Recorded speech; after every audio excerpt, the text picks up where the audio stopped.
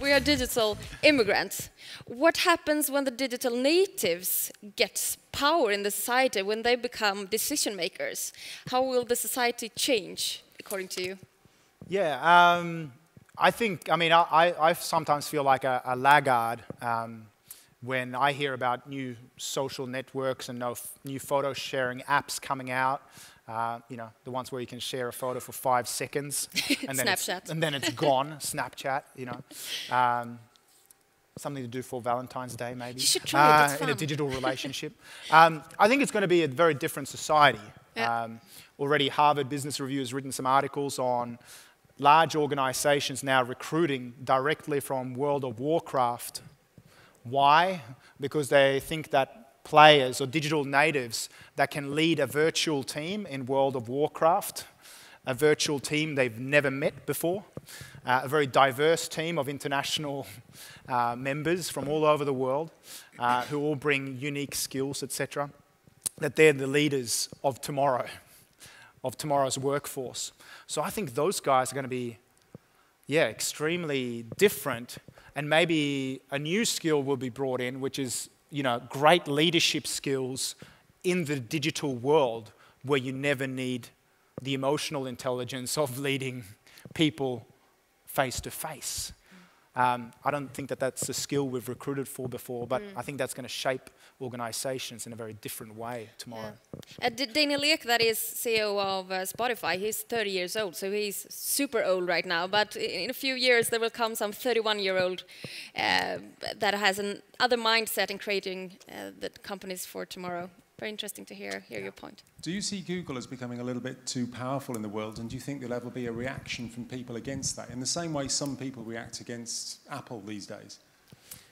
I have to be careful with what I say here, but I have lots of friends who work for Google, and of course they tell me that they do no evil. Just a really nice tagline. Now starting, like it used to be cute, and now it's starting to freak me out a little bit. We do no evil. Yeah. They try and push a very ethical agenda most of the time, but you know they've been in trouble. They were in trouble when they were in China.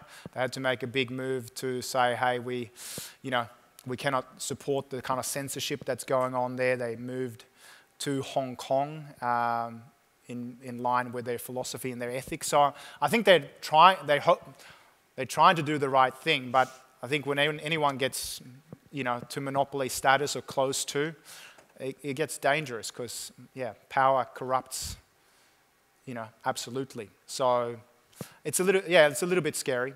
But I guess the other players have to pick up their game as well. And, you know, today, you know, Google is our #1 information source, and YouTube, which they own, is #2 search engine in the world. And of course, these are only 2 of the modes of media that they're in.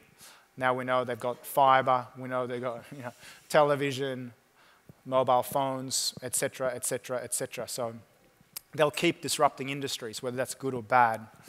I don't know. We'll see in the future. Yeah, you have mentioned several companies in your presentation, but which of the companies do you think is the most successful now within the Digilog field, and why have they become so successful? So, who is very successful? Yeah. Did you say non-successful as well, or did I miss no, that? No, only successful. Oh, successful. I mean, there's several that I mentioned. I think for me, I like the concept, so of course I go out and look for companies that do it extremely well. But I would say from this presentation, for me, I think Nike has really nailed it.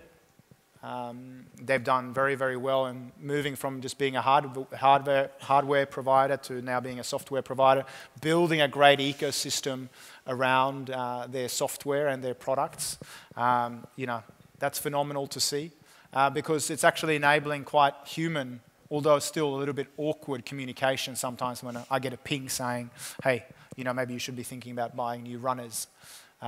It's a bit Big Brother-esque, but it's still like I signed up for the service, so I'm expecting those kind of communications. What else? I mean, one example that's being hyped a lot today is Uber. It's disrupting the taxi industries and taxi monopolies in many cities around the world. It's a great service. Yes, it costs a little bit more, but you know exactly when your Uber driver is en route to your place. You know when they're going to turn up. It's great customer service. And it also brings you very close to a taxi provider. Not a lot of us are very close in terms of loyalty. In Stockholm, we might choose Taxi Stockholm or Kurir or whatever. Like, it doesn't really, like, it's a commodity. But Uber actually is decommoditizing the commoditized by building a very close relationship that's being geolocation enabled through our mobile devices in a way that's really close and very high touch and high tech. So Uber is worthwhile checking out as a bit of a case study as well. And then I like the SunGuard one with zombies. I just thought it's one great example of, you know, they sent out books with how to survive a zombie attack, but it was also digital information via landing pages. You can search for that case study. It's available and produce some really good results for them. Actually, I'm quite interested to hear about, for example, Google and other major players today. What could actually untopple them? What could be their downfall, so to say? I would say, I think with Google, they've been very reliant on search in the past, and particularly search, desktop search. You know, they're starting to bring in more social in their algorithms, but they've been a little bit unsuccessful, I would argue, with how they played in social.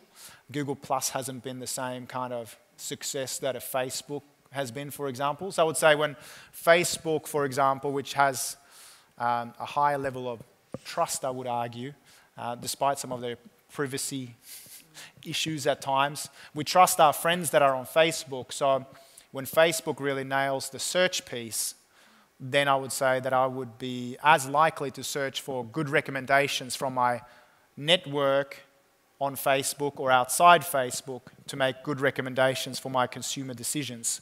So I would say, for example, Facebook now integrates with Expedia. So if I ever book travel on Expedia or if I ever book travel on Airbnb, I can tell whether the person providing the service or the hotel or the apartment on Airbnb, whether they're linked through my Facebook. I don't care if Google tells me a hotel is good or not. I trust my social Facebook network a lot more. So I would say Facebook is one to watch when it comes to, you know, potentially untoppling Google in terms of search in the future.